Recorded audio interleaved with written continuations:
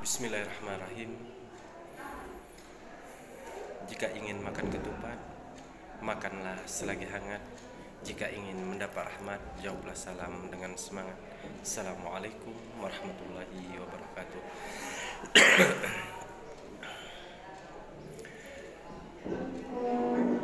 Pak Camat membeli tomat, tomatnya masuk ke kali. Karena yang menjawab kurang semangat, maka saya ulangi sekali lagi. Assalamualaikum warahmatullahi wabarakatuh. Alhamdulillah, wassalatu wassalamu ala rasulillah wa ala alihi wa sahbihi wa mawala. La hawla wa la quwata illa billah. Asyhadu an la ilaha illallah wahdahu la syarikalah wa asyhadu anna muhammadan abduhu wa rasuluh. Allahumma salli ala sayyidina Muhammad wa ala alihi wa sahbihi wa man tabi'ahum bi ihsani ila yaumiddin. Rabbi syrah li sadri wa yassir li amri wahlul 'uqdatam min lisani yafqahu qawli. Amma ba'du. Bersyukur kepada Allah Subhanahu wa taala dengan ucapan alhamdulillahirabbil alamin. Bersolawat kepada Rasulullah dengan ucapan Allahumma sholli ala sayyidina Muhammad wa ala alihi sayyidina Muhammad. Man shalla, sebagaimana sabdanya, man shalla alayya wahidatan sallallahu alaihi asyran.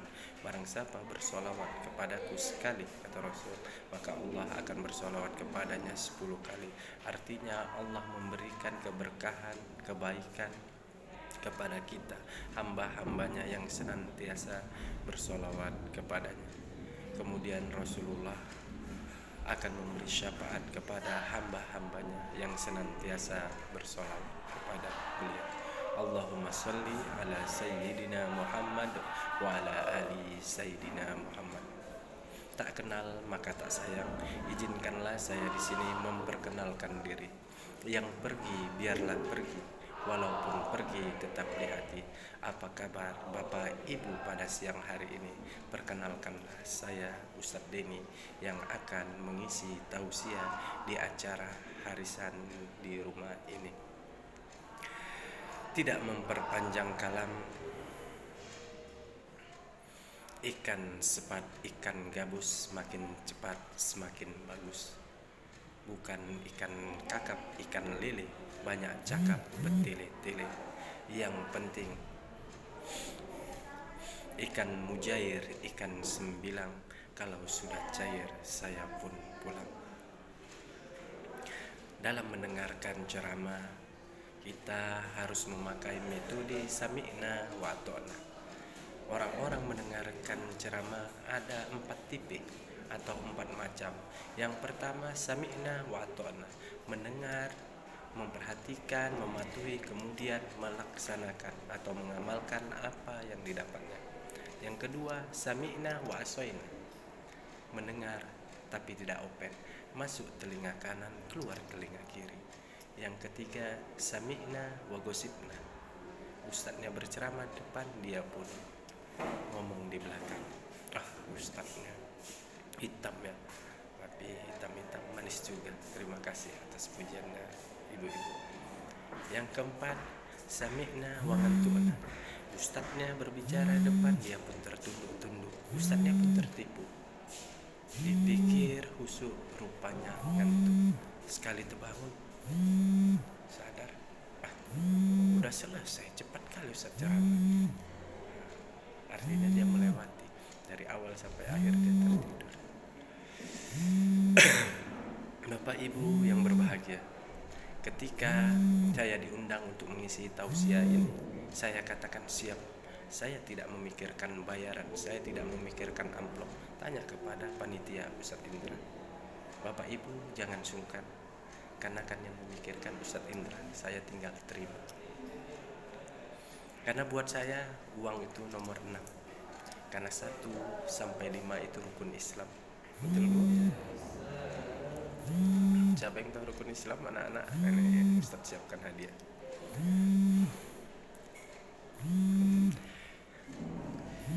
Pada hari yang sama di Masjid Agung ada acara, tetapi saya menyempatkan diri untuk hadir di acara silaturahim ini. Sekali lagi Bapak Ibu jangan sungkan, saya tidak hadir di Masjid Agung karena memang saya nggak diundang. Saya hanya mengabari bahwasannya di hari yang sama ada acara di Masjid Agung.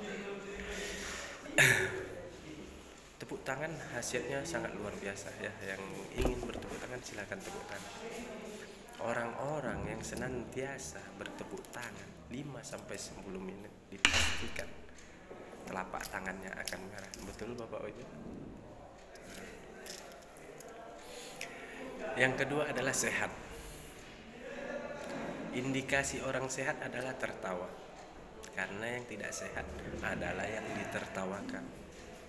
Pada siang yang berbahagia ini saya merelakan kesehatan saya untuk Bapak Ibu sekalian. Biar saya dianggap gak sehat, yang penting Bapak Ibu sekalian sehat. Khairun nasi anfa'uhum linnasi. Sebaik-baik manusia adalah yang memberi manfaat bagi manusia lain.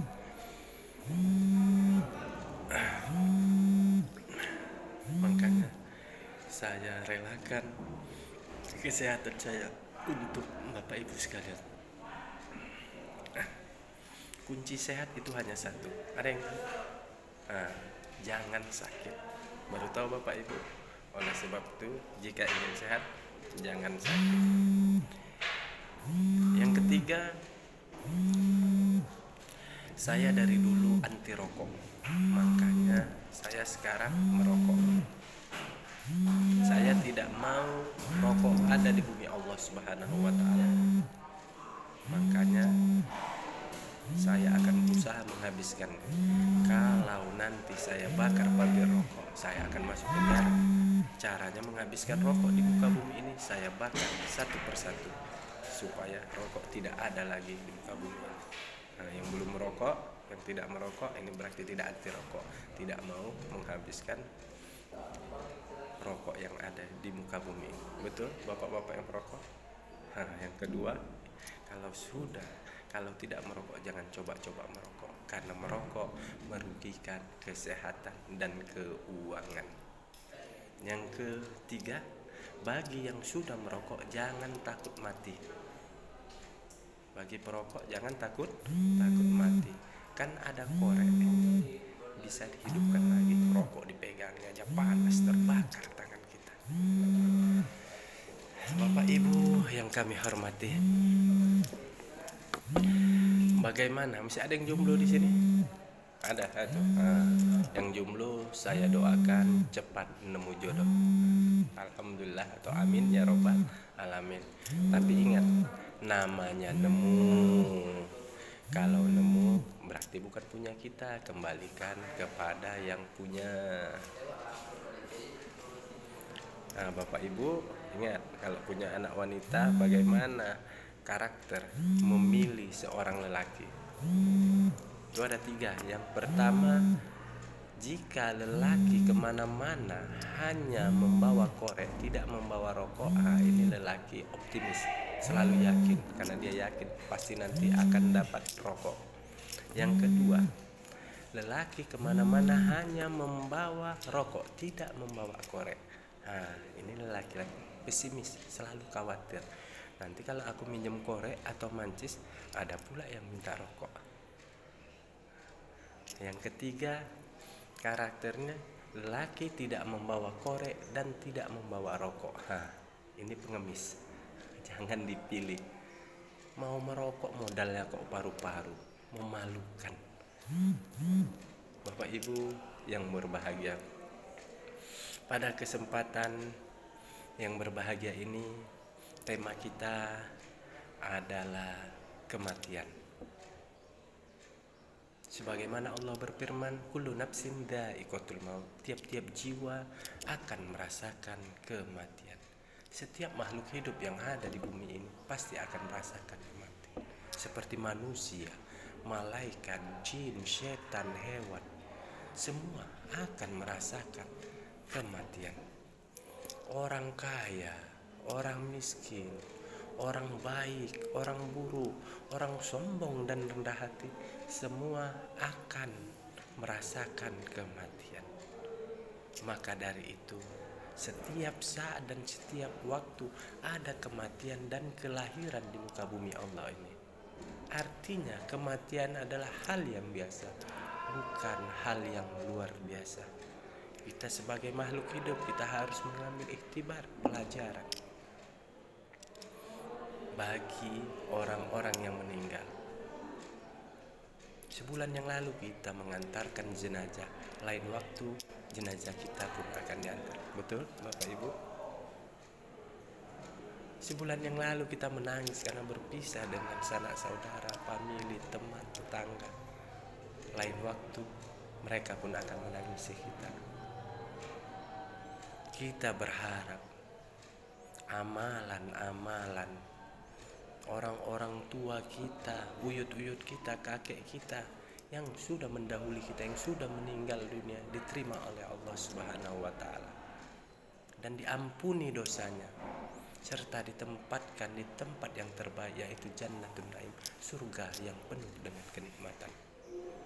Yang kedua, kita yang merasa ditinggalkan di sini, bagaimana cara berbakti kepada orang tua yang telah meninggal dunia? Yang pertama, silaturahim. Seperti yang kita lakukan sekarang, arisan Bapak dan Ibu sekalian, ini adalah cara yang terbaik. Sebagaimana sabdanya, man ahabba ayyubsata lahu fi rizqihi wa yunsa'alahu fi asari falyasil rahim. Barang siapa yang ingin dipanjangkan umurnya dan diluaskan rezekinya, maka sambunglah tali silaturahim. Ini kita sudah menyambung tali silaturahim. Inilah suatu amalan, menyambung silaturahim orang-orang tua kita terdahulu. Ini suatu kebaikan, jadi anak cucu kita mengenal siapa bibinya, siapa pamannya, siapa kakeknya, siapa nenek. Apalagi di zaman milenial ini, sudah tidak tahu, sudah hilangnya tata krama. Maka dengan adanya arisan ini, anak-anak kita, cucu-cucu kita, dan kita sebagai orang tua dapat mengetahui siapa sanak saudara kita.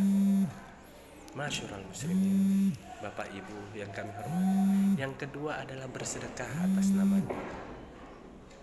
Jikalau ada kita kelebihan harta atau ada warisan yang ditinggalkannya, bolehlah sedikit kita bersedekah atas nama orang-orang tua kita, kakek nenek kita, agar mereka mendapat tempat yang nyaman di sana, jauh dari siksa.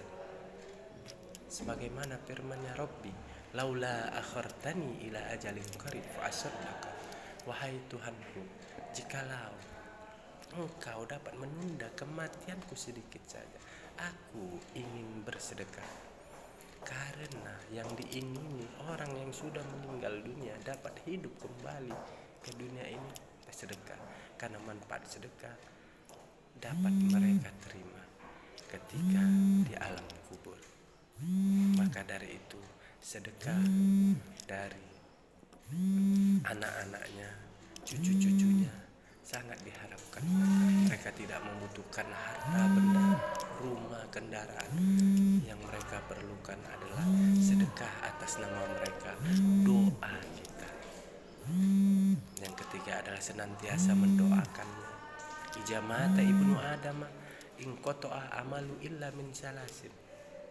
Jika anak Adam mati, terputuslah amalnya kecuali tiga.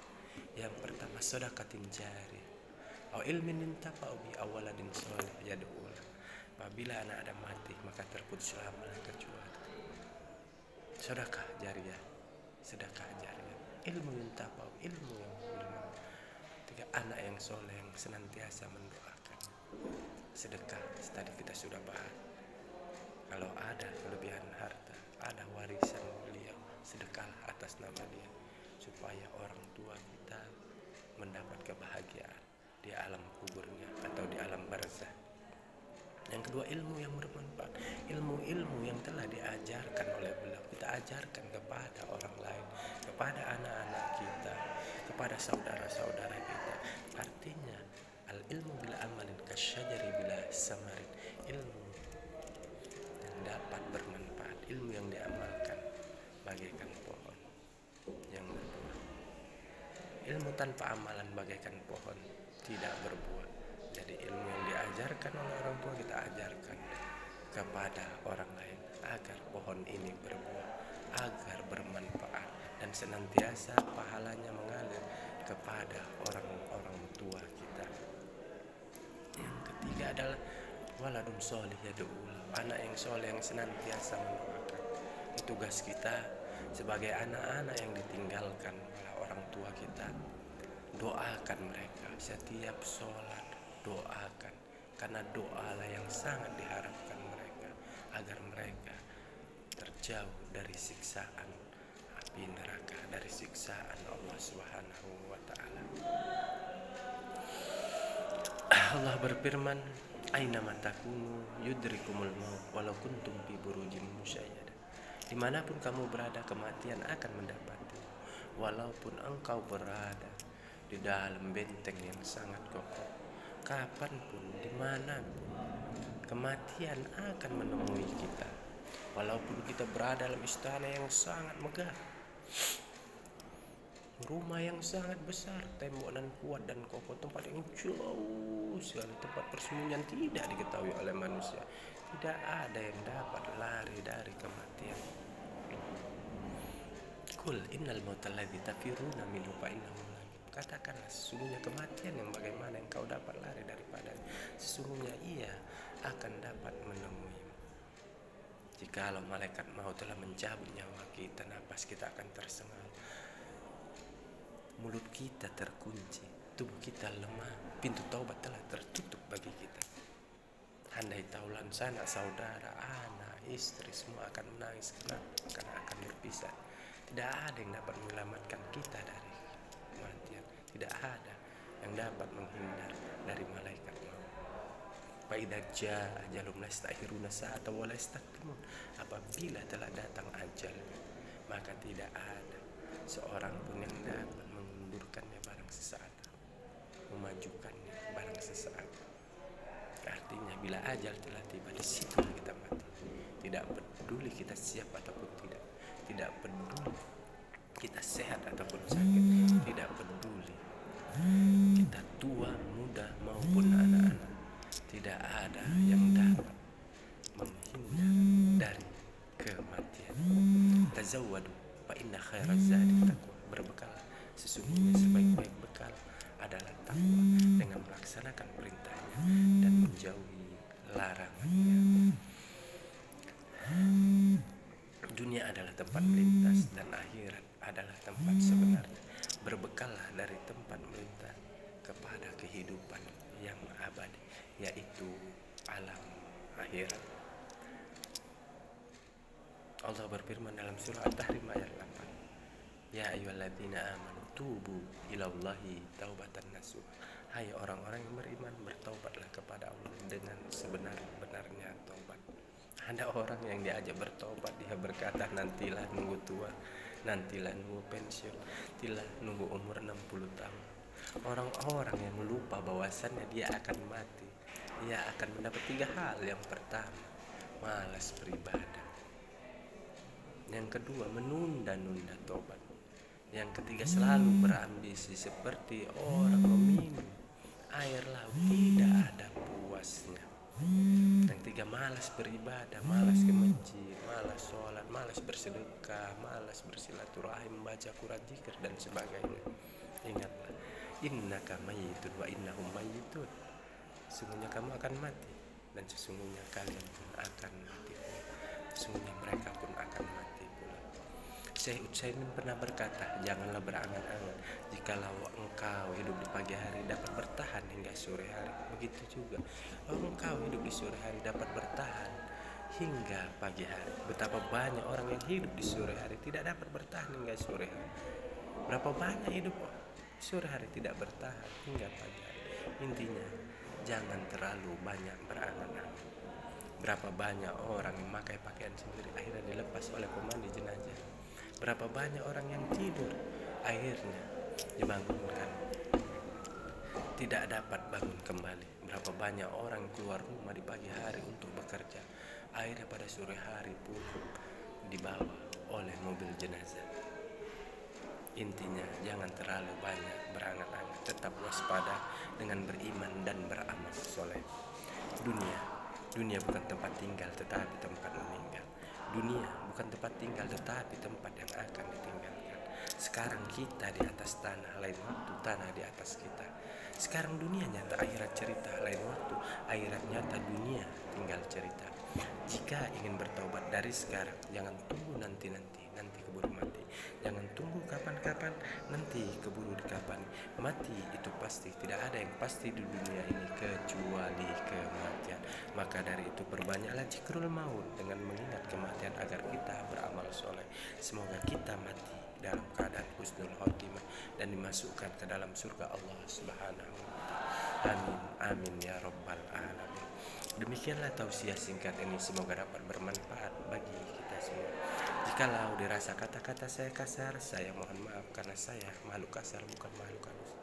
Jikalau dirasa kata-kata saya kurang berkenan, saya mohon maaf karena saya manusia biasa bukan makhluk luar angkasa. Jikalau kata-kata saya menyinggung perasaan, itu pertanda Bapak Ibu masih punya perasaan. Kalau ada jarum yang patah, jangan disimpan sampai berkarat. Kalau ada kata-kata yang salah, maafkan Ustaz dunia akhirat. Kalau ada jarum yang patah, siapa yang matahin? Kalau ada kata-kata yang salah, maafkan Ustaz lahir dan batin. Kalau ada sumur di ladang, tanda petani kurang kerjaan. Kalau ada umur yang panjang, bertemu kita di lain waktu dan kesempatan. Kalau ada sumur di ladang, bolehlah ibu menumpang mandi. Kalau tak ada sumur di ladang, jangan ibu tak mandi-mandi. Demikianlah informasi aktual, faktual, tajam dan terpercaya yang dapat saya sampaikan melalui mimbar ini. Semoga dapat bermanfaat bagi kita semua. Akhir kata, saya Ustadz Denny undur diri dari hadapan Bapak Ibu sekalian. Semoga kita dapat bertemu lagi di lain waktu dan kesempatan. Buah durian, buah kedondong, sekian dulu dong. Jika ingin belajar mengaji, mengajilah dengan Ustadz Denny. Jika kelak kita bertemu lagi, usah sungkan kalau nak selfie. Burung pipit, burung merpati, burung gagak, si burung garuda, itulah nama burung yang ada di Indonesia.